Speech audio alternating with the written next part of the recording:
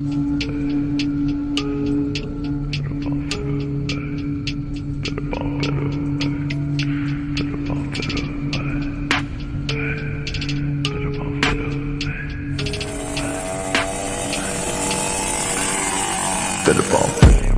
หนังแดงแล้วจะกินหนังช่วงมีหนังช่วงแล้วจะกินหนังแดงแล้วกูไม่แรงแต่กูทำมึงง่วงชีกูไม่ม่วงแต่กูยังมีแรงว่าหัวแดงแล้วก็ทำหรือล่วงเอามึงไปคั่วอยู่ไงพี่แกงเดี๋ยวเธอท่ามาเดี๋ยวเธอท่าตั้งแข่งเอาไงกังวะไอ้เหี้ย